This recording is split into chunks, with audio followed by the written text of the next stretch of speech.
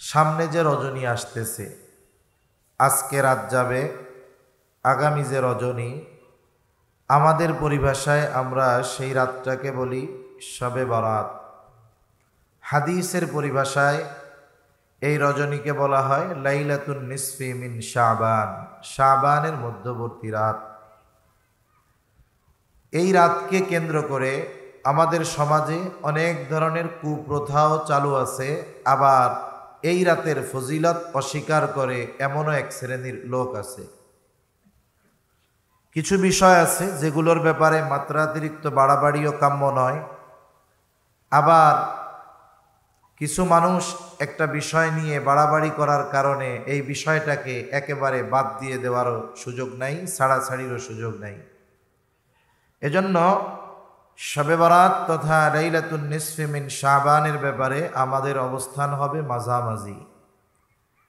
কারণ এই রজনীর ফজিলত সহিহ হাদিস দ্বারা প্রমাণিত। তবে এটাকে কেন্দ্র করে অনেকে নিজস্ব মন গড়া অনেক ইবাদত তৈরি করেছে, এগুলার শরীয়তে কোনো ভিত্তি নেই। যেমন অনেকে এই দিন রুটি বানাবে রাতের বেলা, মনে করে রুটি বানানোই সবচেয়ে ফজিলতের কাজ, অথচ এই রাতটা ইবাদতের মাধ্যমে অতিবাহিত করার দরকার ছিল। কেন? কারণ এই রজনীতে আল্লাহ তাআলা স্পেশালভাবে বান্দার দিকে নজর দেন, ক্ষমার ঘোষণা দিয়েছেন। এই রাতটাতে আল্লাহ তাআলার কাছে ক্ষমার মাধ্যমে জাহান্নাম থেকে মুক্তি আমাদের অর্জন করতে হবে। এজন্য শবে বরাত এটা ছোট্ট দুটি ফার্সি শব্দের সমন্বয়ে ছোট্ট একটি বাক্য। শবে বরাত অর্থ হলো মুক্তির রজনী। কেউ বলে ভাগ্য রজনী, না না, মুক্তির রজনী। কেন? এই রাতে আল্লাহ তাআলা বান্দাদেরকে স্পেশালভাবে ক্ষমার ঘোষণা দিয়েছেন। হাদিসের মধ্যে আসছে আল্লাহ তাআলা এই রজনীতে বান্দার প্রতি বিশেষ নজর দেন। হাদিসের মধ্যে আসছে ইন্নাল্লাহা লা ইয়াত্তালিউ ফি লাইলাতিন নিসফি মিন শাবান ফায়াগফিরু লিজামিই খালকিহি ইল্লা লিমুশরিকিন আও মুশাহিনিন।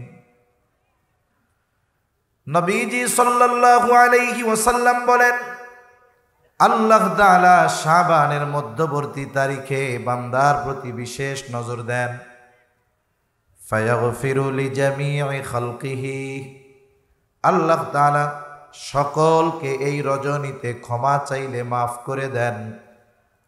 ইল্লা লিমুশরিকিন আও মুশাহিনিন, বিশেষ করে যারা আল্লাহ তাআলার সাথে শিরিক করে আর অন্তরের মধ্যে হিংসা বিদ্বেষ লালন করে, তারা ছাড়া যারাই আল্লাহ তাআলার কাছে ক্ষমা চায়, আল্লাহ রব্বুল আলামিন তাদের মাফ করে দেয়।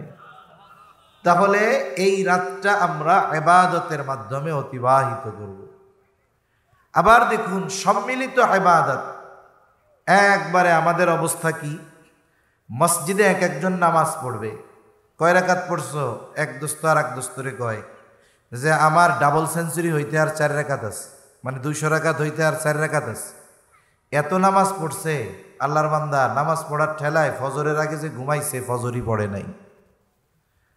আপনার যদি এই রাত জেগে ইবাদত করতে গিয়ে ফজরের নামাজ কাজা হয়ে যাওয়ার সম্ভাবনা থাকে, আপনার জন্য রাত জাগা হারাম। রাত জাগা কি? নিষেধ। কেন আপনার ফরজ নামাজ বাদ দিবেন? অনেকে বলে হুজুর বছরে পড়ি তো এক রাত, ফজরের নামাজ তো সারা বছরই পড়ি না, তাইলে আপনার এই রাত্রে আর নামাজ পড়ার কোনো দরকার নেই। এজন্য বোনাস কখন পায়? যে ঠিকমতো চাকরি করে বেতন পাবে, সাথে বোনাস পাবে, ঠিক না? এই যে ঈদ উপলক্ষে বিভিন্ন সময় বিভিন্ন কোম্পানি একটা কিনলে আর একটা ফ্রি দেয়, দেয় না মাঝে মধ্যে? আপনি যদি দোকানদারে গিয়ে বলেন, ভাই সারা জীবন আপনার কাছ থেকে মাল জিনিস কিনলাম, আজকে একটা জিনিস দেখতেছি পছন্দের আমার, ওইটা আপনার আর একটা মালের সাথে ফ্রি দিছে, এক কাজ করেন, আজকে আর মাল টান কিনবো না, আমারে ফ্রিটা দিয়ে দেন, ফ্রিতে।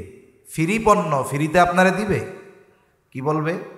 বলবে যে ভাই আসলটা কিনেন, ফ্রি এমনিই পাবেন। আপনার 5 ওয়াক্ত নামাজের খবর নাই, আপনি শবে বরাতের রাত্রে 200 রাকাত নামাজ পড়া মাপ চান আল্লাহর কাছে, এত সহজ? এজন্য বোনাস কে পায়? বলে যথাযথভাবে যে তার কর্মক্ষেত্রে দায়িত্ব পালন করে, এইবার তার বেতনের সাথে তাকে বোনাস দেওয়া হবে। আপনার মূলই নাই, আপনি এই আসল ফ্রিটা পাবেন কোথার থেকে? তাহলে এই রজনী ক্ষমার রজনী। আল্লাহ তাআলার কাছে আমরা যদি পাপ করেও থাকি, আল্লাহ তাআলার কাছে আমরা এই রাতগুলো আল্লাহ তাআলার কাছে ক্ষমা চাইব, মাফ চাইব। আমার অতীতের গুনার জন্য মাফ সব সময় চাওয়া দরকার, কারণ এই দুনিয়ায় চলতে ফিরতে সব সময় আমাদের পাপ অন্যায় হয় কি হয় না? হয়। এজন্য গুনাহ যখন হয়ে যায়, গুনার থেকে পূত পবিত্র হওয়ার জন্য আমরা তাওবা ইস্তেগফারের কথা শুনি। তাওবা, তাবা ইয়াতুবু, প্রত্যাবর্তন করা, ফিরে আসা। তার মানে কেউ যদি আল্লাহ তাআলার কাছে কোনো পাপ থেকে মাফ চায়, ক্ষমা চায়, মুক্তি পেতে চায়, এক নম্বরে তাকে তাওবা কবুল হওয়ার জন্য এক নম্বর ওই গুনাহ থেকে তাকে ফিরে আসতে হবে, গুনাহ বাদ দিতে হবে। দুই নম্বর, ওই গুনাহ না করার ব্যাপারে দৃঢ় প্রতিজ্ঞাবদ্ধ হতে হবে ভবিষ্যতে। তিন নম্বর, কৃত গুনার জন্য ইস্তেগফার করতে হবে, আল্লাহ তাআলার কাছে ক্ষমা চাইতে হবে। তাহলে তাওবা গুনার থেকে ফিরে আসা, ইস্তেগফার যে গুনাহ করছে তার জন্য কার কাছে ক্ষমা চাওয়া? আল্লাহ তাআলার কাছে ক্ষমা চাওয়া। আমার আপনার নবী মুহাম্মদুর রাসূলুল্লাহ সাল্লাল্লাহু আলাইহি ওয়াসাল্লাম, আল্লাহ তাআলা ওনার আগে পিছের সব মাফ করে দিয়েছে। আমার আপনার নবী হলেন মাসুম, সকল নবী রাসূল মাসুম, নিষ্পাপ। আল্লাহ তাআলা আমার আপনার নবীজির আগে পিছের সব পাপ মাফ করে দিয়েছেন। আমার আপনার নবীর আগে পরে কোনো গুনাহ নাই। এর কারণে যে আমার আপনার নবী ইবাদত কমায়া দিয়েছেন এমনটা নয়, বরং নবীজির ইবাদত কেমন ছিল? আয়েশা সিদ্দিকা রাদিয়াল্লাহু তাআলা আনহা বলেন, নবীজি রাতে নামাজ পড়তেন, লম্বা কেরাত পড়তেন, আবার লম্বা সময় রুকু করতেন, আবার লম্বা সময় রুকু হতে উঠে দাঁড়াতেন। এরপরে নবীজি সেজদা করতেন। বলে তার সেজদা এত দীর্ঘ হতো, মাঝে মধ্যে আমি মনে করতাম নবীজি মনে হয় সেজদার মাঝে আমাদের মধ্য থেকে চলে গিয়েছেন। যখন এই সংশয় সন্দেহ আমার মনের মধ্যে আসতো, আমি নবীজির পায়ের মধ্যে চিমটি কাটতাম। নবীজি পা নড়াচড়া দিতেন, আমরা বুঝতে পারতাম না নবীজি আছেন। আয়েশা সিদ্দিকা রাদিয়াল্লাহু তাআলা আনহা নবীজিকে জিজ্ঞাসা করে, ইয়া রাসূলুল্লাহ সাল্লাল্লাহু আলাইহি ওয়াসাল্লাম, আল্লাহ তাআলা আপনার আগে পিছের সব মাফ করে দিয়েছে, এরপরেও কেন আপনি এত কষ্ট করে ইবাদত করেন? আল্লাহ তাআলা আপনাকে তো মাফ করে দিয়েছেন, এত কষ্ট করে ইবাদতের তো কোনো প্রয়োজন নাই। নবীজি বলেন, আয়েশা, যেই আল্লাহ আমাকে দয়া করে আগে পরের সব মাফ করে দিয়েছেন, এটা তো আল্লাহর পক্ষ থেকে আমার জন্য বড় এক নেয়ামত। নবীজি বলেন, আফালা আকুনা আবদান শাকুরা। আয়েশা, যেই আল্লাহ আমাকে এত বড় নেয়ামত দান করলেন, আমি কি এই নেয়ামতের বিনিময়ে আল্লাহ তাআলার শুকরগুজার বান্দা হব না? আল্লাহ তাআলা যার সব মাফ করে দিয়েছেন তার ইবাদত এইরকম। আর আমাদের ইবাদত তাইলে কত গুরুত্ব সহকারে হওয়া দরকার ছিল। রাসূলুল্লাহ সাল্লাল্লাহু আলাইহি ওয়াসাল্লাম মাসুম, এরপরেও নবীজি দৈনিক 100 বারের অধিক তাওবা করতেন, ইস্তিগফার পাঠ করতেন। নবীজি সাল্লাল্লাহু আলাইহি ওয়াসাল্লাম বলেন, আবু হুরায়রা রাদিয়াল্লাহু তাআলা আনহু থেকে বর্ণিত হাদিস, তিনি বলেন, সামিআতু রাসূলুল্লাহি সাল্লাল্লাহু আলাইহি ওয়াসাল্লাম ইয়াকুল, ওয়াল্লাহি ইন্নী লা আস্তাগফিরুল্লাহ ওয়া আতুবু ইলাইহি ফিল ইয়াউমি মিআতা মাররা। নবীজি সাল্লাল্লাহু আলাইহি ওয়াসাল্লাম বলেন, আল্লাহর শপথ, আমি দৈনিক 100 বার আল্লাহ তাআলার নিকটে তাওবা ইস্তিগফার করি। আরেক বর্ণনায় আসছে 70 বারের বেশি করে নবীজি ইস্তিগফার করেন, ক্ষমা চান, অথচ তার কোনো গুনাহ নাই। তাহলে যার গুনাহ নাই ওনার ইস্তেগফারের মাধ্যমে 1 নাম্বার ওনার মর্যাদা বাড়ে। 2 নাম্বার, নবীজি তাওবা ইস্তেগফার করার কারণ কি? ছোট বাচ্চাদের অভ্যাস কি? বলে বড়রা যেটা করে ছোটরা এটাই করে, ঠিক না? অনুকরণ প্রিয় ওরা। অনুরূপভাবে নবীজি এত বেশি ইস্তেগফার তাওবা পাঠ করার কারণ হলো যেন উম্মত বেশি বেশি তাওবা ইস্তেগফার করে। উম্মত যেন পাপ হয়ে গেলেই আল্লাহ তাআলার কাছে ক্ষমা চায়। কারণ পাপ উম্মতের যত বেশি হোক না কেন, আমার আপনার পাপ যত বেশি হোক না কেন, বলেন তো ক্ষমা করার ক্ষমতা আল্লাহর আছে না নাই? আমার আপনার পাপ যদি পাহাড় সম পরিমাণ হয়ে যায়, আমার আপনার পাপ যত বেশি হোক না কেন, তার চাইতে অগণিত গুণ বেশি দয়া রহমত আল্লাহ তাআলা। আল্লাহ তাআলার রহমতের কোনো শেষ নাই, আমার আপনার পাপের শেষ আছে। আল্লাহ তাআলার দয়ার ক্ষমার কোনো শেষ নাই। আল্লাহ তাআলা তো গফুর, আল্লাহ তাআলা তো রহিম। আল্লাহ তাআলা তো চায় বান্দা গুনাহ করবে, শয়তানের ধোঁকায় পড়ে, আর আমি আল্লাহর কাছে পাপের ব্যাপারে অনুতপ্ত হবে, ক্ষমা চাইবে, আমি আমার বান্দারে মাফ করে দিব, এটা আল্লাহ তাআলা চায়। এই জন্য তিরমিজির এক বর্ণনা আসছে, নবীজি সাল্লাল্লাহু আলাইহি ওয়াসাল্লাম বলেন, বনি আদম যদি গুনাহ না করত, আল্লাহ তাআলা আর একটা জাতি সৃষ্টি করতেন, যে যারা গুনাহ করবে তবে গুনার উপরে অটল থাকবে না, গুনাহ করবে, আল্লাহ তাআলার কাছে ক্ষমা চাইবে, আর আল্লাহ তাআলা তাদের গুনাহগুলো মাফ করে দিবে। আল্লাহ মাফ করতে চায়, কিন্তু আমরা এই গুরুত্বপূর্ণ সময়গুলো হেলায় খেলায় কাটায় দিই। বলেন তো, আল্লাহ যদি আমাদের মাফ না করে জাহান্নামে দেয়, আল্লাহর কোনো ক্ষতি আছে? জোরে বলেন, ক্ষতি আছে? আমাদের যদি মাফ করে আল্লাহ জান্নাতে দিয়া দেয়, আল্লাহর লাভ আছে? কোনো লাভও নাই, ক্ষতিও নেই। কিন্তু এরপরে আল্লাহ মাফ করতে চায়। কোনো বান্দা যদি পাপের সাথে জড়ায়, পাপী, এই পাপী বান্দা যদি আল্লাহ তাআলার কাছে ক্ষমা চেয়ে আল্লাহর পথে ফিরে আসে, আল্লাহ কত খুশি হয়। রাসূল সাল্লাল্লাহু আলাইহি ওয়াসাল্লাম সাহাবায়ে কেরামকে বলতেছেন, উপমা দিচ্ছেন যে কোনো বান্দা যদি গুনাহ থেকে তাওবা করে ফিরে আসে, আল্লাহ কেমন খুশি হয়। রাসূলুল্লাহ সাল্লাল্লাহু আলাইহি ওয়াসাল্লাম বলেন, এক ব্যক্তি মরুভূমির মধ্যে সফর শুরু করেছে, উটের পিঠে তার রসদ বাঁধা, খাবার বাঁধা, পানি বাঁধা, সব কিছু উটের উপরে বাঁধা। ক্লান্ত পথিক মরুভূমির পথে চলতেছে, লম্বা সফর। ক্লান্ত পথিক এক জায়গায় বিশ্রাম নেওয়ার জন্য দাঁড়ায় গেল। একটা গাছের সাথে তার উট বেঁধে সে গাছের ছায়ায় ঘুমায় গেল।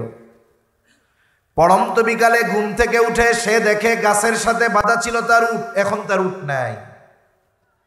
সে আশেপাশে ছোটাছুটি করে, কোথাও দেখা যায় না। অপর দিক দিয়ে সন্ধ্যা নেমে আসতেছে, সে একেবারে হতাশ যে আর তার উটটা হয়তো পাওয়া যাবে না। এখন সে চিন্তা করতেছে, হয়তো রাতের বেলায় আমি কোনো হিংস্র প্রাণীর খাদ্য হয়ে যাব, অথবা খাবার আর পানির অভাবে মরুভূমির মধ্যেই আমার শরীর সমাধি হয়ে যাবে, আমার মৃত্যুর খবর কেউ জানবে না।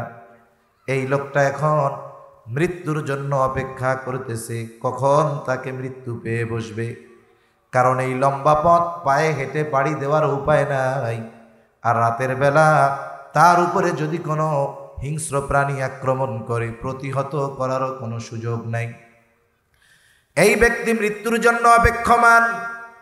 নবীজি সাল্লাল্লাহু আলাইহি ওয়াসাল্লাম সাহাবায়ে কেরামকে জিজ্ঞাসা করেন, বলেন তো, বলো তো এই ব্যক্তির অবস্থা তখন কেমন হবে? তারা বলে, ইয়া রাসূলুল্লাহ, পৃথিবীর মধ্যে ওই ব্যক্তির মতো হতভাগা আর কেউ থাকবে না। নবীজি বলেন, যখন সে সুনিশ্চিত তার বাঁচার আর কোনো উপায় নাই, সূর্য ডুবে যাচ্ছে, হঠাৎ সে তাকায় দেখে তার উট রসদ সহ আবার তার দিকে ফিরে আসতেছে। নবীজি বলেন, এই ব্যক্তি ওই ফিরে আসা উট দেখে কতটা খুশি হয়েছে। সাহাবায়ে কেরামকে জিজ্ঞাসা করলেন, তারা বলেন, ইয়া রাসূলুল্লাহ, ওই মুহূর্তে পৃথিবীর বুকে তার চাইতে আনন্দিত আর কোনো ব্যক্তি হবে না। কেমন যেন সে নিশ্চিত মৃত্যু থেকে বেঁচে গেল। নবীজি বলেন, এই ব্যক্তি উট ফিরে পাওয়ায় এত খুশি হয়েছে। অনেক সময় দেখবেন মানুষ খুশিতে ভাষা হারায় ফেলে, কথা বলতে পারে না, হয় না? অনেক সময় খুশির ঠেলায় কথাই কইতে পারে না, আনন্দের ঠেলায়। নবীজি বলেন, লোকটা এত আনন্দিত হলো, খুশিতে বলতেছে, আল্লাহ, আমি আপনার রব, আপনি আমার গোলাম। এটা আনন্দে ভাষা হারায় ফেলছে, এত খুশি হইছে, কি কইতেছে ঠিক নাই। কয়, আপনি আমার গোলাম, আমি আপনার রব। আসলে বলবে, আল্লাহ, আমি আপনার গোলাম, আপনি আমার রব। ভুলে উল্টা কয়ে ফেলাইছি খুশিতে। নবীজি সাল্লাল্লাহু আলাইহি ওয়াসাল্লাম বলেন, এই ব্যক্তি সাক্ষাৎ মৃত্যুর জন্য সে প্রস্তুত ছিল। এই লোকটা ওই নির্জন মরুভূমিতে তার রসদবাহী উট ফেরত পেয়ে যত খুশি হয়, কোনো বান্দা যদি গুনাহ থেকে তাওবা করে আল্লাহর দিকে ফিরে আসে, বলে আল্লাহ তাআলা ওই ব্যক্তির চাইতে অগণিত গুণ বেশি খুশি হয়ে যায়। অথচ দেখুন, আমি আপনি যদি জাহান্নামে যাই, আল্লাহর কোনো ক্ষতি নাই। আমি আপনি যদি তাওবা করে আল্লাহর পথে ফিরে আসি, জান্নাতি হয়ে যায়, আল্লাহর কোনো লাভ নাই। কিন্তু এরপরেও বান্দা তাওবা করলে, গুনাহ থেকে ফিরলে, এই পৃথিবীর মানুষ যত খুশি হয় তার চাইতে বেশি খুশি কে হয়? কারণ এই পৃথিবীতে কেউ আমাকে আপনাকে আল্লাহর চাইতে বেশি ভালোবাসেন। আপনি মনে করতে পারেন, আমি ভাবতে পারি যে আমার মা বাবা, স্ত্রী, সন্তান, আত্মীয় স্বজন, বন্ধু বান্ধব আমারে খুব ভালোবাসে। না, এ দুনিয়ার ভালোবাসা একেবারে ক্ষণস্থায়ী। দুনিয়ায় হয়তো সম্পর্ক আর স্বার্থের কারণে একজন আরেকজনকে ভালোবাসে। দুনিয়ায় তো এমন হয়, কত মোহাব্বতের মানুষ মুসিবতে পড়লে আর ভালোবাসা থাকে না, জানালা দিয়া বলায়, ঠিক কিনা বলেন? কতজনের ঘরের মানুষ চলে যায়, সন্তান পর হয়ে যায়। কিন্তু আল্লাহ তাআলা বান্দাকে কেমন ভালোবাসে, বান্দার প্রতি আল্লাহর কেমন মায়া, কেমন মোহাব্বত, কেমন ভালোবাসা। আবু হুরায়রা রাদিয়াল্লাহু তাআলা আনহু বলেন, রাসূলুল্লাহ সাল্লাল্লাহু আলাইহি ওয়াসাল্লাম বলেছেন, ইন্না লিল্লাহি মিআতা রাহমাহ আনজালা মিনহা রাহমাতান ওয়াহিদাতান বাইনাল জিন্নি ওয়াল ইনসি ওয়াল বাহাইমি ওয়াল গাওয়াই। নবীজি সাল্লাল্লাহু আলাইহি ওয়াসাল্লাম বলেন, আল্লাহ তাআলার 100 রহমত আছে। কয়শত রহমত? 100 রহমত আছে। অথবা আল্লাহ তাআলা তার রহমতকে 100 ভাগে ভাগ করেছেন। আনজালা মিনহা রাহমাতান ওয়াহিদাতান বাইনাল জিন্নি ওয়াল ইনসি ওয়াল বাহাইমি ওয়াল গাওয়াই। ওই 100 ভাগ রহমত থেকে 1 ভাগ রহমত, অথবা 100টি রহমত থেকে 1টি রহমত গোটা সৃষ্টি জগতে যত মানুষ আছে, যত জিন আছে, জল স্থলে যত প্রাণী আছে, সবার মধ্যে আল্লাহ তাআলা ওই 1 ভাগ রহমত বন্টন করে দিয়েছে। ওই 1 ভাগ থেকে আমার আপনার নবী দয়া মায়া পাইছে। 1 ভাগ থেকে কিছু অংশ আমার আপনার নবী পেয়েছে। নবীজি হয়ে গেছে রহমাতুল লিল আলামিন। আবার দেখেন, সৃষ্টি জগতে কত সৃষ্টি আছে, এর হিসাব আল্লাহ তাআলা ছাড়া কেউ জানে না। অনেক সময় অনেকে বলে 18,000 মাখলুকাত, বলে আল্লাহর সৃষ্টির সংখ্যা কত, এর একমাত্র হিসাব যিনি জানেন তিনি কে? আমাদের অজানা কত সৃষ্টি আছে। সব সৃষ্টির মধ্যে আল্লাহ তাআলা ওই 1 ভাগ থেকে কিছু দিছে। মা বাবার মধ্যে ওই 1 ভাগ থেকে দিছে। এক কথায় প্রত্যেকটা মানুষের, প্রত্যেকটা সৃষ্টির, প্রত্যেকটা প্রাণীর অন্তরে মায়া মোহাব্বত আছে না নাই? সমাজের নিকৃষ্ট কুকুর, তার অন্তরে মায়া মোহাব্বত আছে না? আছে। বিষধর সাপ, তার মায়া মোহাব্বত আছে। বাঘ, তারও মায়া মোহাব্বত আছে। হিংস্র প্রাণীর মধ্যেও আছে। জলজ প্রাণীর মধ্যে মায়া মোহাব্বত আছে। আল্লাহ তাআলা এই 1 ভাগ গোটা সৃষ্টির মধ্যে বন্টন করে দিয়েছেন। ওই এক ভাগের অংশ পেয়ে মা কত মোহাব্বত করে সন্তানকে, ওই এক ভাগের অংশ পেয়ে নবী কত মোহাব্বত করে তার উম্মতকে। বলে কিয়ামতের দিন যখন কেউ কাউকে চিনবে না, ওই দিনও নবী তার উম্মতকে ভুলবে না। সুবহানাল্লাহ। এই দুনিয়ায় মা বলেন, বাবা বলেন, সন্তান বলেন আর স্ত্রী বলেন, যত মোহাব্বত থাক, কিয়ামতের দিন কেউ কাউরে চিনবে না।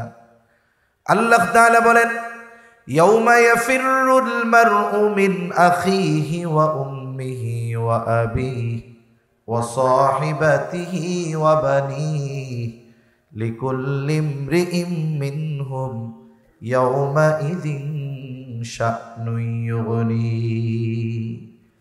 আল্লাহ তাআলা বলেন, কিয়ামতের দিন ভাই ভাইয়ের থেকে পলায়ন করবে। ওয়া উম্মিহি ওয়া আবিহি, পিতা মাতার থেকে পলায়ন করবে। ওয়া সাহিবাতিহি ওয়া বানিহি, স্ত্রী সন্তানদের থেকে পলায়ন করবে। অথচ একটা মানুষ যখন সারাদিন পরিশ্রম করে, 8 ঘন্টা, কেউ 12 ঘন্টা, কেউ 14 ঘন্টা, কেউ 16 ঘন্টা ডিউটি করে, যত পরিশ্রম হোক না কেন, বাসায় যাবার পর যখন মা বাবার চেহারা দেখে, সন্তানের চেহারা দেখে, মুহূর্তের মধ্যে 16, 17, 18 ঘন্টার কষ্ট দূর হয়ে যায়। ঠিক কিনা বলেন? সন্তানের একটু হাসি তার 18 ঘন্টার কষ্ট দূর করে দেয়। অথচ কিয়ামতের দিন ওই সন্তানকে দেখা সে তার জন্য কষ্টের কারণ মনে করবে। এই জন্য সন্তানের থেকে পালাবে, স্ত্রী থেকে পালাবে, মা বাবার থেকে পালাবে। সবাই নিজের চিন্তায় বিভোর। ওই দিন আমার আপনার নবী নিজের চিন্তায় চিন্তিত নয়, বলে সবাই নিজের চিন্তায় চিন্তিত, আর আমার আপনার নবী তার উম্মতের নাজাতের চিন্তায় চিন্তিত থাকবে। ওই এক ভাগ রহমতের একটা অংশ পাইয়া রহমাতুল্লিল আলামিন হয়ে গেছে আমার আপনার নবী। এখন বলেন, আল্লাহ তাআলার কাছে বাকি আছে কয় ভাগ? আরো জোরে করেন, কয় ভাগ? আল্লাহ কি করবে? নবীজি বলেন, আখারাল্লাহু লাহু 99 রহমা। আল্লাহ তাআলা বাকি 99 ভাগ রহমত তার কাছে রেখে দিয়েছেন। কেন? নবীজি বলেন, ইয়াগফিরু বিহি ইবাদাহু ইয়াউমাল কিয়ামাহ। আল্লাহ তাআলা ওই বাকি 99 ভাগ দয়া, রহমত, মায়া দিয়া আল্লাহ তাআলা কিয়ামতের দিন তার বান্দাদের মাফ করে দিবে। কোন বাপ মা বেশি ভালোবাসে না আল্লাহ বেশি ভালোবাসে? এটা তো বুঝি না। বুঝলে আল্লাহ ভালোবাসে বেশি, এটা যদি অনুধাবন করতাম, বুঝতাম, তাইলে আমরা আল্লাহর নাফরমানি করতাম না, আল্লাহর হুকুম আহকাম মতো চলতাম। বলেন তো, মা বাপ যত ভালোবাসো, আমার যত পাওয়ার থাক, আমার যত ক্ষমতা থাক, যত টাকা থাক, শ্বাস প্রশ্বাস যদি বন্ধ হয়ে যায়, এই পৃথিবী ভর্তি টাকা দিয়ে 10 সেকেন্ডের জন্য শ্বাস প্রশ্বাস চালু করা যাবে? যাবে না। প্রতিনিয়ত প্রতিটা মুহূর্তে আমরা আল্লাহ তাআলার নেয়ামত ভোগ করতেছি, আল্লাহর দয়া ভোগ করতেছি, কিন্তু আমরা অনুধাবন করতে পারি না। সেই মালিক আমরা এত গুনাহ করি, এরপরেও যদি ক্ষমা চাই আল্লাহ খুশি হয়ে যায়। সুবহানাল্লাহ। আবার অনেকে চিন্তা করে, গুনাহ যে করছি আর মনে হয় আল্লাহ মাফ করবে না, এ চিন্তা যদি কেউ করে তাহলে ওই ব্যক্তি আল্লাহ তাআলাকে ক্ষমার ব্যাপারে অক্ষম মনে করে। তার ক্ষমতা আছে না নাই? আল্লাহ তাআলা বলেন, ইয়া ইবাদিয়াল্লাযীনা আসরাফু আলা আনফুসিহিম লা তাকনাতু মির রাহমাতিল্লাহ ইন্নাল্লাহা ইয়াগফিরুয যুনুবা জামিআ ইন্নাহু হুয়াল গফুরুর রহিম। আল্লাহ রাব্বুল আলামিন বলেন, ইয়া ইবাদি, হে আমার বান্দা, এই পৃথিবীতে যত মানুষ আছে, হোক মুসলিম হোক অমুসলিম হোক, আস্তিক নাস্তিক, সকলেই আল্লাহর বান্দা। আরে অনেক সময় তো এমন হয়, সন্তান যদি কারো 4টা থাকে, 3টা যদি ভালো হয়, 1টা যদি খারাপ হয়, ওই ভালো 3টার চাইতে খারাপটার জন্য চিন্তা বেশি না কম? আল্লাহর কাছে যখনই দোয়া করে বলে, আল্লাহ আমার ছোট ছেলেটাও যদি বাকি তিনটার মতো ভালো হয়ে যাইতো, ও আল্লাহ ওরে যদি ভালো দেখা মরতে পারতাম তাহলে মহিরাও শান্তি পাইতাম। যেটা খারাপ বেশি ওইটার জন্য মায়া চিন্তা মোহাব্বত বেশি হয়, ঠিক কিনা বলে? হুজুরের কাছে দোয়া চাই, হুজুর দোয়া কইরেন আমার ছোট পোলাটা যেন ভালো হয়ে যায়। অনুরূপ ভাবে আল্লাহ তাআলা তো তার বান্দাদের ভালোবাসে, তবে গুনাহগার বান্দাদের প্রতি মায়া। এই জন্যই তো আল্লাহ ডাক দিয়া বলে, ইয়া ইবাদি, হে আমার বান্দা, আল্লাযীনা আসরাফু আলা আনফুসিহিম, যারা নিজের নফসের সাথে বাড়াবাড়ি করে ফেলছো, তার মানে যারা নিজেরা গুনাহ করে ফেলছো। গুনার পরিমাণ এত, তুমি মনে করতেছো তোমার গুনাহ হয়তো আল্লাহ তাআলা মাফ করবে না, তুমি হয়তো ভাবতেছো তোমার পাপ হয়তো আল্লাহ ক্ষমা করবে না। আল্লাহ তাআলা বলেন, বান্দা এই ধরনের চিন্তা তুমি করিও না, বরং শুনিয়া নাও, লা তাকনাতু মির রাহমাতিল্লাহ, বান্দা তোমরা আমার রহমতের ব্যাপারে নিরাশ হইও না। যত গুনাহ তুমি করো না কেন, আল্লাহ তাআলার কাছে যদি ক্ষমা চাও আল্লাহ মাফ করে দিবে। ইন্নাল্লাহা ইয়াগফিরুয যুনুবা জামিআ, নিশ্চয়ই যদি আল্লাহর কাছে ক্ষমা চাও, ইয়াগফিরুয যুনুবা জামিআ, তিনি তোমার সব দুনুব সব পাপ মাফ করে দিবে। কেন? ওই ক্ষমতা আল্লাহর আছে। কেন? কারণ আল্লাহ হলেন গফুর, আল্লাহ হলেন রহিম, আল্লাহ হলেন অতিশয় ক্ষমাশীল, পরম দয়ালু। এই জন্য বান্দা যদি পাহাড় নয় আসমান সম পরিমাণও পাপ করে, আল্লাহর কাছে যদি অবনীত চিত্তে ক্ষমা চায়, তার সব গুনাহগুলো মাফ করে দেয় কে? এজন্য গুনাহ মাফ চাওয়ার মাধ্যমে, তাওবা করার মাধ্যমে আল্লাহর প্রিয় বান্দা হওয়া যায়। আমরা গুনাহ করি স্বাভাবিক, শয়তানের মিশনই তো আমাদের দিয়ে গুনাহ করানো। শয়তানের মিশন কি? আমাদের দিয়ে গুনাহ করানোর মাধ্যমে, পাপ করানোর মাধ্যমে জাহান্নামের বাসিন্দা বানানো, তার দলের লোক বানানো। যখন আল্লাহ তাআলা মানব জাতিকে বানাইছে, আদম আলাইহিস সালামকে সিজদা করতে বলছে সবাইকে, সবাই তো সিজদা করছে, ইবলিস করে নাই। ইবলিস করে নাই। আল্লাহ জিজ্ঞাসা করে, ক্বালা মা মানাআকা আন তাসজুদা লিমা আমারতুক, কোন জিনিসে আমার আদেশ মান্য করতে তোমাকে বাধা প্রদান করলো? আদেশ করলাম সিজদা কর, করলি না কেন? শয়তান বলে, আনা খায়রুম মিন খলাকতানি মিন নার ওয়া খলাকতাহু মিন তিন। বলে আল্লাহ সিজদা করি নাই কারণ আমি তার চাইতে ভালো। আপনি আমাকে বানিয়েছেন আগুন দিয়া, তারে বানাইছেন মাটি দিয়া। এই কথার দ্বারা দুইটা জিনিসের বহির্প্রকাশ ঘটে। এক নাম্বার, সে আদমের ব্যাপারে হিংসা পোষণ করেছে, সাথে সাথে হিংসার থেকে তার ব্যাপারে সে অহংকারী হয়েছে। হিংসার কারণে অহংকার জন্ম নেয়। সে বলতে চায় আমি তার চাইতে ভালো, তারে বানিয়েছেন মাটি দিয়ে, আমাকে বানিয়েছেন আগুন দিয়ে। আগুনের মৌলিক স্বভাব, আগুন ঊর্ধ্বমুখী আর মাটি হলো নিম্নগামী। ও বলতে যায় আমারে যেহেতু বানাইছেন আগুন দিয়া, আমার গতি হলো উপরের দিক, ওরে বানিয়েছেন মাটি দিয়ে, ওর গতি হলো নিচের দিক। তাহলে ঊর্ধ্বমুখী জিনিস নিম্নমুখী জিনিস রে সেজদা করবে কেন? আমি তো তার চাইতে ভালো। বলেন তো আল্লাহ তাআলা যখন কোনো আদেশ বান্দাকে দেয়, ওই আদেশের পেছনে যুক্তি তালাশ করার কোনো সুযোগ আছে নাকি? আল্লাহ তাআলা বললেন, ক্বালা ফাখরুজ মিনহা ফাইন্নাকা রাজীম ওয়া ইন্না আলাইকা লা'নাতি ইলা ইয়াউমিদ্দিন। বের হয়ে যা আমার দুধ। চির অভিশপ্ত হিসাবে শয়তানকে আল্লাহ ঘোষণা করলেন, তোর উপরে কিয়ামত পর্যন্ত লানত।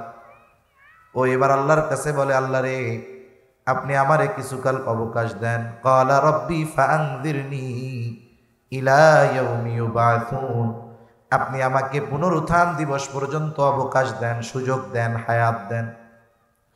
আল্লাহ তাআলা বলে যা। ক্বালা রাব্বি ফাআনযিরনি ইলা ইয়াউমি ইউবাসুন, ক্বালা ফাইন্নাকা মিনাল মুনযারিন ইলা ইয়াউমিল ওয়াকতিল মা'লুম, যা তোকে নির্দিষ্ট একটা মেয়াদকাল পর্যন্ত সুযোগ দেওয়া হলো। তার মানে এই পৃথিবীতে আদম সন্তান যতদিন থাকবে ও বাইচা থাকবে। এইবারও আল্লাহ তাআলার কাছে ক্ষমতা চাইছে, আল্লাহরে ক্ষমতা দিয়া দিছে, বলে তুমি চলাচল করবা, কেউ তোমারে দেখতে পারবে না। কত ক্ষমতা শয়তানকে আল্লাহ তাআলা দিয়েছে। নবীজি বলেন ইন্নাশ শাইতানা ইয়াজরি মাজরাদ দাম, শয়তান মানুষের রক্তের সাথে প্রবাহিত হতে পারে। রক্তের সাথে শয়তান মিশে যাইতে পারে। অনেক সময় দেখেন না, অনেক মানুষের রক্ত গরম হয়ে যায় না, ওই বেটা চিনোস মানে আমার রক্ত গরম হয়ে গেছে। ওনার রক্ত আকামের সময় গরম হয়, দিনের কাজে গরম হয় না, ঠিক কিনা বলেন? তখন বলেন এই রক্তের সাথে কে মিশছে? শয়তান। এই জন্য ওনার এই গুনার কাজকে কেন্দ্র করে রক্ত গরম হয়, মেজাজ গরম হয়। কিন্তু ইসলামের ব্যাপারে যদি কেউ বিদ্বেষ করে, কোরআনের বিপক্ষে বলে, মসজিদ মাদ্রাসার বিপক্ষে বলে, বরং যারা প্রতিবাদ করে কিছু মানুষের বিরুদ্ধে ওই জালেমদের রক্ত গরম হয়, তার মানে ওদের রক্তে শয়তান প্রবাহিত হয়, ঠিক কিনা কন? এই জন্য সাবধান, বুঝতে হবে যে আমার রক্ত কোন কাজে গরম হইতেছে। যদি দেখা যায় যে অন্যায়ের কাজের ব্যাপারে আমার শক্তি মেজাজ গরম হচ্ছে, তাহলে বুঝতে হবে রক্তের সাথে কে মিশে গেছে? শয়তান। এমন ভাবে সে কাজ করায় মানুষকে দিয়ে, মানুষ বুঝতে পারে না, মানুষ হিতহিত জ্ঞান শূন্য হয়ে যায়। আল্লাহ তাআলা যখন তার এই ক্ষমতাগুলো দিছে, ও এবার আল্লাহর কসম কইরা কয় ক্বালা ফাবিইজ্জাতিকা লাউগওয়িয়ান্নাহুম আজমাইন। শয়তান বলে আল্লাহ আপনার ইজ্জতের কসম, এসবগুলাকে আমি পথচ্যুত করে ফেলবো, পথভ্রষ্ট করে ফেলবো, জাহান্নামী বানায় ফেলবো। তার মানে শয়তানের টার্গেট আমাদেরকে জাহান্নামী বানাবে, আমাদেরকে জাহান্নামের লাকড়ি বানাবে, এটা শয়তানের উদ্দেশ্য, টার্গেট। এজন্য আমাদের কি উচিত? আল্লাহর দিকে ফিরে যাওয়া, ঠিক কিনা বলেন? এজন্য গোনা যত হোক হতাশ হওয়া যাবে না, কারণ শয়তান পাপের দরজা খুলে রাখছে আর আল্লাহ ক্ষমার দরজা খুলে রাখছে। আল্লাহ তাআলা বান্দাকে তাওবার দিকে, ক্ষমার দিকে, কল্যাণের দিকে আহ্বান করতেছে, শয়তান মানুষকে পাপের দিকে ডাকতেছে। এই জন্য পাপ যত হোক হতাশ হওয়া যাবে না। আল্লাহ তাআলার কাছে যদি যথাযথভাবে তওবা করা হয়, ক্ষমা চাওয়া হয়, আল্লাহ তাআলা আমাদের পাপগুলো ক্ষমা করে দিবে। পাপ কত, আপনারা আমরা কত পাপ করি, তার চেয়ে কত বড় বড় পাপীরে আল্লাহ মাফ করে দিছে। বনি ইসরাইলের এক জালেম ছিল নবীজি, এই জালেমের ঘটনা একবার দুইবার না, বারবার বর্ণনা করছে। আব্দুল্লাহ ইবনে উমর রাদিয়াল্লাহু তাআলা আনহু বলেন, এই জালেমের ঘটনা নবীজি একবার দুইবার নয়, বারবার বর্ণনা করেছেন। এই জালেমের নাম ছিল কিফিল। বলে এই কিফিল এমন কোনো পাপ নাই কিফিল করে নাই, সব পাপ কিফিল করেছে। এই কিফিলের পাপগুলার মধ্যে একটা পাপ ছিল সুদের উপরে টাকা দেওয়া। সুদখোর আছে নাকি? আছে না? মানে মিয়া ব্যাংকে কি সুদ খায়? একটা অনেকে কয় না যে চোরের উপরে বাটপারি। ব্যাংকের সুদ আর স্বাভাবিক পাবলিকের সুদ তফাৎ আছে। পাবলিক হইল ওই যে সুদের উপরে সুদ। কি করবে? কামকাজ নাই, স্বামী বাইরে থাকে, বউরে কয় তুমি বইয়া থেকে কি করবা? ব্যাংকের থেকে 10 লাখ উঠাই দেই লোন, আর তুমি পাবলিকরে সুদে দাও। ব্যাংকরে দেয় 10%, ও পাবলিকের থেকে নেয় 20%। মানে আপার গ্রেডের সুদ করে এগুলা আছে না নাই? মনে রাখবেন, এই সুদ যার আয়ের মধ্যে ঢুকে যাবে, হারাম যার আয়ের মধ্যে ঢুকে যাবে, তার হালাল আয়ের বরকত নষ্ট হয়ে যাবে। 1 মণ দুধ নষ্ট হওয়ার জন্য কয় মণ গরুর প্রস্রাব দরকার? 1 ফোঁটাই তো যথেষ্ট। ওই রকম হালালটা ওই রকম। আপনার যদি হারামের মধ্যে ঢুকে যায়, হালালের যেই বরকত, এটা নষ্ট হয়ে যাবে। এজন্য খাবো কম দরকার হয়, পান্তাবাদ খাবো, মরিচ পেঁয়াজ দিয়ে খাবো প্রয়োজনে, তাও হারামের সাথে আমরা জড়াবো না, করেন ইনশাআল্লাহ। আল্লাহ তৌফিক দান করেন। জালেম কিফিল মানুষ কি সুদের উপরেও টাকা দিত। একদিন এক দরিদ্র মহিলা জালেম কিফিলের কাছে আসছে, বলে কিফিল আমার কিছু টাকা প্রয়োজন, বিপদে পড়ছি, টাকা দাও। আর যারা সুদ খায় আল্লাহ তাআলা তাদের হৃদয় কঠোর বানায় দেয়। মানুষ যদি তার সামনে বিপদে পড়া মইরাও যায় 10টা টাকা দিয়ে সহযোগিতা করবে না। কিফিলের কাছে মহিলা দরদ ভরা কণ্ঠে বলে, কিফিল আমারে কিছু টাকা কর্জ দাও, আমি তোমারে পরে দিয়ে দিব। কিফিল বলে, আমি কর্জ দিব না, সুদের উপরে যদি পারো তাইলে নাও, আমি কাউরে সুদ ছাড়া টাকা দেই না। মহিলা বলে, কিফিল সুদের লাভ দেওয়ার মতো সামর্থ্য যদি আমার থাকতো তাইলে কি আমি তোমার কাছে এমনি টাকা চাইতাম নাকি? মহিলার চেহারা সুন্দর, কিফিল এমন কোন পাপ নাই করে নাই, জেনার সাথেও জড়িত ছিল কিফিল। মহিলার সুন্দর চেহারা দেখে তারে কুপ্রস্তাব দিয়া বসছে। বলে, মহিলা তোমারে 60 দিরহাম কর্জ দিতে পারি এই শর্তে অমুক দিন তুমি আমার সাথে জেনায় লিপ্ত হবা। জেনায় লিপ্ত হওয়ার শর্তে কিফিল ওই মহিলাকে 60 দিরহাম কর্জ দিল। কয় দিরহাম? 60 দিরহাম। নির্ধারিত দিনে জালেম কিফিল মহিলার বাড়িতে উপস্থিত। মহিলার সাথে জেনায় লিপ্ত হবে কিফিল। চেয়ারে না দেন। মহিলার সাথে জেনায় লিপ্ত হবে কিফিল একেবারে জেনার নিকটবর্তী অবস্থায়। হাদিসের মধ্যে আসছে জালেম কিফিল মহিলার উপরে চেপে বসছে। মহিলার চেহারাটা আর একদিকে ঘোরানো। মহিলা থরথর করে কাঁপতেছে আর কান্না করতেছে। একজন গেছে ফুর্তি করার জন্য, আর একজন কান্না করে। এটা তো কাজ হইল না। এই যে দেখেন, আপনি এইখানে ওয়াজ মাহফিল দিচ্ছেন, আসার সময় দেখলাম পাশে এক জায়গায় গানের আয়োজন চলতেছে, আছে না নাই? আগামীকাল বিশ্ব বেহায়া দিবসকে কেন্দ্র করে অনেকে পাপের সমুদ্রে হাবুডুবু খাওয়ার প্রস্তুতি নিচ্ছে। আরে আল্লাহ তাআলা আমাদের ক্ষমার দিকে ডাকতেছে আর আমরা গুনার দিকে দৌড়াচ্ছি। আফসোস। মহিলাকে কিফিল বলে, কি ব্যাপার, আমি কি তোমাকে জোর জবরদস্তি করেছি নাকি? কান্দো কেন, কাঁপো কেন? বলে, কিফিল আমি কোনোদিন এই ধরনের পাপের সাথে জড়াই নাই। তাইলে কেন রাজি হইছো? বলে, ও কিফিল আমার অভাব, আমার প্রয়োজন আমাকে তোমার শর্তে রাজি হতে বাধ্য করেছে। ও কিফিল আমার তো বড় ভয় হয়, আমি আল্লাহর ভয় পাচ্ছি, কান্না করতেছি। আমার তো ভয় হয় তোমার সাথে জেনা করার পর আমার যদি মৃত্যু হয়ে যায় তাহলে আমি আল্লাহর সামনে একজন ব্যভিচারিণী হিসেবে উপস্থিত হব। কিফিল বলে, তুমি এই রকম পাপ আর করো নাই? বলে, না। অভাবের কারণেই করতেছো? বলে, হ্যাঁ।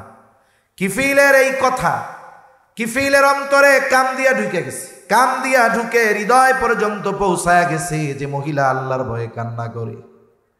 হয়তো সে চিন্তা করতেছে, আহারে গোটা হায়াতে এমন কোনো গুনাহ নাই, করি নাই, আমি তো গুনাহ করি ফুর্তি করার জন্য, আর এই মহিলা অভাবে পড়ে গুনাহ করার জন্য রাজি হইছে, তবে করে নাই। হয়তো এই চিন্তা কিফিলের জীবনের মোড় ঘোরার কারণ হয়ে গেছে। কিফিল উঠে গেছে, কাপড় পরিধান করে মহিলা কি বলে, মহিলা যাও, তোমারে যে 60 দিরহাম দিয়েছিলাম এটা তোমারে আমি সাদকা করে দিলাম, মাফ করে দিলাম। আর কিফিল বলে, আল্লাহর শপথ আমি আজকে থেকে আর কোনো আল্লাহর নাফরমানি করব না। খালেস তওবা করছে কিফিল। রাতের বেলা কিফিল বাড়ি চলে গেছে। রাতের বেলা কিফিল মারা গেল, ঘটনাক্রমে কিফিল মারা গেল। কিফিলের তাওবার খবর কেউ জানে না। স্বাভাবিকভাবে কোনো জালেম যদি মারা যায়, মানুষের এই জালেম গুলার মৃত্যুতে মানুষ ইন্না লিল্লাহ কয় না, অনেক সময় আলহামদুলিল্লাহ বলে, ঠিক কিনা গণ? অতীতে এমন মানুষ অনেক গেছে, এখনো আবার এমন মানুষ তৈরি হচ্ছে যে ওই মানুষগুলো যখন মরেছে, ভবিষ্যতে ওইগুলা যখন মরবে, ওর মৃত্যুর খবরে মানুষ আফসোস করবে না, অনুশোচনা করবে না, বরং ওদের মৃত্যুর খবর শুনে মানুষ ইন্না লিল্লাহ বলবে। অতীতে হইছে না এরকম? আমরা ভবিষ্যতে কারো মৃত্যুতে আলহামদুলিল্লাহ কইতে চাই না, চাই। এজন্য ভালো জীবন গঠন করার দরকার। কবি বলছে, তুমি যেদিন এসেছিলে ভবে কেঁদেছিলে তুমি, হেসেছিল সবে, এমন জীবন তুমি করিও গঠন, মরণে হাসিবে তুমি কাঁদিবে ভুবন। কিফিলের তাওবার খবর তো কেউ জানে না, সবাই জানে মরছে তো জালেম, মিছিল শুরু করছে। জালেমের মৃত্যুতে সবাই আনন্দ করতেছে, জালেম মরছে, জালেম মরছে। কিন্তু ওই রাতের তাওবা আল্লাহ তাআলা কবুল করে নিয়েছে। কিফিলের অতীতের গুনাহগুলো আল্লাহ মাফ করে দিয়েছে।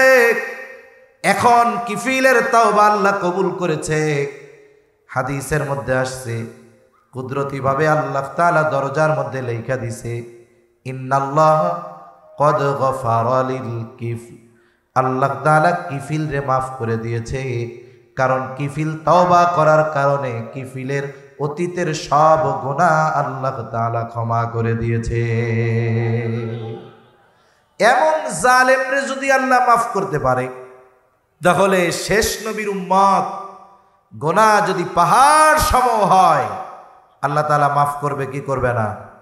এজন্য আমরা অতীতের গুনার ব্যাপারে লজ্জিত হব, ওই গুনাহ ত্যাগ করব, ভবিষ্যতে গুনাহ না করার ব্যাপারে দৃঢ় প্রতিজ্ঞাবদ্ধ হব। আর যদি গুনাহটা বান্দার হকের সাথে সম্পৃক্ত থাকে, তাহলে যার হক নষ্ট করেছি তার হক আদায় করে দিব। সাথে সাথে আমল কি করব? নবীজি বলছেন, দৈনিক আমি 100 বার তাওবা ইস্তেগফার পাঠ করি। কি পড়ব আমরা? আস্তাগফিরুল্লাহাল আযীম ওয়া আতুবু ইলাইহি। দৈনিক কমপক্ষে 100 বার। কয়শো বার? সর্বোচ্চ 2 মিনিট লাগবে পড়তে। যদি দৈনিক আমরা ইস্তেগফার পাঠে অভ্যস্ত হয়ে যাই, বলে ইস্তেগফার হলো সব রোগের ওষুধ, যেমন কাজ যদি না করে সর্বশেষ ওষুধ হলো অ্যান্টিবায়োটিক। জ্বর হইছে, না পায় ভালো হয় না, ডাক্তার কয় অ্যান্টিবায়োটিক। পাতলা পায়খানা হইছে, ভালো হয় না, ডাক্তার বলে অ্যান্টিবায়োটিক।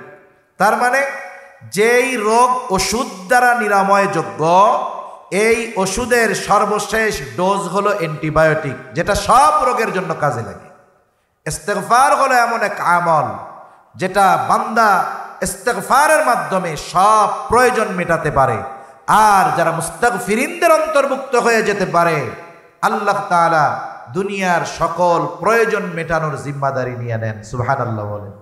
এজন্য আমরা ইস্তেগফার পাঠ করব তো বেশি বেশি ইনশাআল্লাহ। কমপক্ষে ছোটটা পড়বো, আস্তাগফিরুল্লাহ, এইভাবে পড়বো না, আস্তাগফিরুল্লাহ আস্তাগফিরুল্লাহ আস্তাগফিরুল্লাহ এইগুলা না। ওই কতজন আছে নামাজের পরে তাসবিহগুলো পড়ে, সুবহানাল্লাহ সুবহানাল্লাহ সুবহানাল্লাহ, এ কোন ধরনের পড়া? আস্তাগফিরুল্লাহ আস্তাগফিরুল্লাহ এ কোন ধরনের পড়া? আপনি আস্তাগফিরুল্লাহ মুখ দিয়া বলবেন, আপনার জেহেনে থাকবে আমার অতীতের গুনার জন্য আল্লাহর কাছে ক্ষমা চাচ্ছি, আস্তাগফিরুল্লাহ, আমি আল্লাহর কাছে মাফ চাইতেছি, আল্লাহর কাছে ক্ষমা চাচ্ছি। জবানে আরবি থাকবে, অন্তরে গুনার ব্যাপারে অনুশোচনা থাকবে। এভাবে দৈনিক আস্তাগফিরুল্লাহ পড়তে কতক্ষণ সময় লাগে? বলে 2 মিনিটও লাগে না। অথচ ইস্তেগফারের দ্বারা কি হয়? 2-4-5 মিনিটের মধ্যে বইলা শেষ করে দেয়। আয়াতটা তিলাওয়াত করছিলাম সূরা নূহ থেকে। আল্লাহ তাআলা বলেন, ফাকুলতুস্তাগফিরু রাব্বাকুম ইন্নাহু কানা গফফারা। ইস্তেগফার পাঠ করলে 1 নম্বরে গুনাহ মাফ হয়ে যায়। 2 নম্বর আল্লাহ তাআলা বলেন, ইউরসিলিস সামাআ আলাইকুম মিদরারা। আল্লাহ তাআলা মুষলধারে প্রয়োজন অনুপাতে বৃষ্টি দেয়। মুরব্বীদের জিজ্ঞাসা করবেন, আজ থেকে 100 বছর নয়, 50-60 বছর আগেও যথা সময় বৃষ্টি হইত। ফসল লাগানোর সিজন যখন শুরু, জমিন ফেটে চৌচির হয়ে গেছে, বৃষ্টির প্রয়োজন, কারেন্ট ছিল না, সেলো মেশিন ছিল না, দেখা যাইতো ওই সময় আল্লাহ বৃষ্টি দিছে, জমিনটা নরম হয়ে গেছে, ফসল উৎপাদনের উপযুক্ত হয়ে গেছে। আবার কয়েকদিন পর হালকা বৃষ্টি দরকার, আল্লাহ তাও দিত। কিন্তু এখনের অবস্থা কি? ফসল চাষাবাদের শুরুতে বৃষ্টি নাই, কোনো মতে পানি টানি দিয়া ফলাইছে, ধান ঘরে উঠাবে 2 দিন পর, এইবার এমন বৃষ্টি, সাথে শিলা পড়ে, পাকা ধান শেষ, খেয়ারও ঘরে উঠানো যায় না, ঠিক কিনা বলেন? আবার বৃষ্টি হয়, এত বৃষ্টি হয় যে বৃষ্টি থেকে বন্যা হয়ে যায়। আবার দেখা যায় মাসের পর মাস বৃষ্টি নাই, মানুষগুলোর অবস্থা খারাপ হয়ে যায়। এজন্য আমাদের পাপের কারণে আল্লাহ তাআলা এই নিজাম পাল্টায়া দিছে। আমরা যদি ইস্তেগফার করনেওয়ালা বান্দা হয়ে যাই, তাহলে যথা সময়ে যথাযথ পরিমাণ বৃষ্টি দান করবে কে? ওয়ায়ুমদিদকুম বিআমওয়ালিন ওয়া বানিন ওয়ায়াজআল লাকুম জান্নাতিন ওয়ায়াজআল লাকুম আনহারা। আল্লাহ তাআলা সন্তান সম্পদের মধ্যে সমৃদ্ধি দান করবেন। মানুষের সম্পদ থাকলেই উপকারে আসে না, সন্তান থাকলেই উপকারে আসে না। কিয়ামতের দিন অনেকের সন্তান সম্পদ কাজে লাগবে না। আল্লাহ বলেন, ইয়াউমা লা ইয়ানফাউ মালুন ওয়ালা বানুন। কিয়ামতের দিন সন্তান সম্পদ কোনো উপকারে আসবে না। কিন্তু কেউ যদি ইস্তেগফার পাঠ করে নেওয়ালা হয়ে যায়, আল্লাহ তাআলা তার সন্তান এবং সম্পদের দ্বারা তাকে দুনিয়ায়ও সাহায্য করবে, আখিরাতেও সাহায্য করবে। সাথে সাথে কি হবে? আল্লাহ রাব্বুল আলামিন সবুজ উদ্যান বাড়ায়া দিবে, সবুজ উদ্যান। এই পৃথিবীতে গাছ যদি কমে যায়, অক্সিজেন কমে যাবে। এই যে সুন্দরবন কার দাদা লাগাইছিল? কোন তো কারো দাদা লাগাইছে? এই সুন্দরবন, অ্যামাজন জঙ্গল, এগুলো পৃথিবীর মানুষের অক্সিজেন দেয়, অক্সিজেন। এগুলোকে বলা হয় পৃথিবীর হৃৎপিণ্ড, ফুসফুস। ওখান থেকে আমরা অক্সিজেন পাই। আল্লাহ তাআলা যদি বৃষ্টি যথাযথভাবে দেন, গাছপালা ঠিকমতো হবে না? গাছপালা যদি হয়, সবুজায়ন বাড়বে, এ পৃথিবী বেঁচে থাকার উপযোগী থাকবে, বসবাস করার উপযোগী থাকবে। সাথে সাথে কি হবে? ওয়ায়াজআল লাকুম জান্নাত ওয়ায়াজআল লাকুম আনহারা। আল্লাহ নদীরে প্রবাহমান রাখবে। মনে রাখবেন, এই পৃথিবীর নিজাম ঠিক থাকবে, বৃষ্টি টিষ্টি সব ঠিক থাকবে, নদী যদি যথাযথভাবে প্রবাহিত থাকে। কিন্তু এখন নদীগুলা কি হয়? সব নদী বর্ষার সময় থই থই, আর যখন শীতের সময় তখন মনে আইটা পার হয়ে চলে যাওয়া যাবে। এগুলো আল্লাহ তাআলা স্বাভাবিকভাবে করে দিবেন। তাহলে আমরা যদি ইস্তেগফার পাঠ করায় অভ্যস্ত হই, লাভ কি শুধু আখেরাতে না দুনিয়ায়ও আছে? দুনিয়ার লাভটাও বুঝেন না আপনারা। এজন্য দৈনিক কমপক্ষে কতবার ইস্তেগফার? 100 বার। আল্লাহ তাআলা আমাদের বুঝবার আমলের তৌফিক দান করেন, বলি আমিন। ওয়া আখিরু দাওয়ানা আনিল হামদুলিল্লাহি রাব্বিল আলামিন। আসসালামু আলাইকুম ওয়া রাহমাতুল্লাহি ওয়া বারাকাতুহু।